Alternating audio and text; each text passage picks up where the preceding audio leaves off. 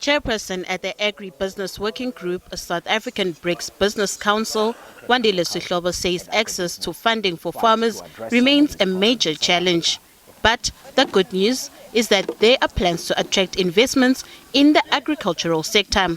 This is to assist emerging farmers, the youth, as well as women.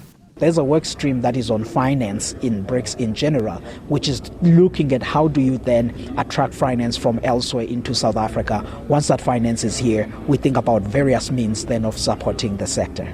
Exhibitors in the agricultural sector at the summit want the BRICS members to improve access to funding for emerging farmers. The biggest challenge in agriculture is funding.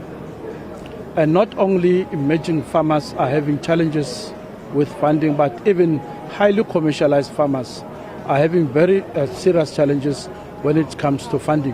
Access to funding is a huge problem for us to make it in this economy.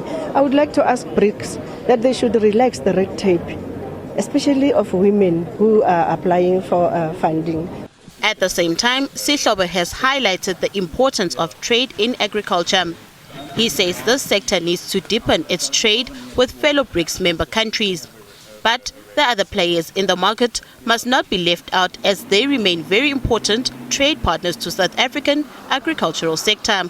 As much as we talk about deepening trade with BRICS, this is not at the exclusion of existing markets in the EU, in the US and elsewhere, because those are important markets. 40% of South Africa's agricultural exports go to Africa, 20% they go to the EU, and then you have some that go to Asia and elsewhere. The BRICS countries as we speak, they only account for 8% of South Africa's agricultural exports, which is why then in the recommendations we say deepen trade in this grouping, especially as it imports a lot. That's important for us. According to the BRICS Agricultural Cooperation Action Plan, BRICS countries aim to accelerate and sustain agricultural development for enhanced food security and nutrition, and to alleviate poverty and hunger at a global level, amongst other things. Nothando Makutulela, SABC News, Johannesburg.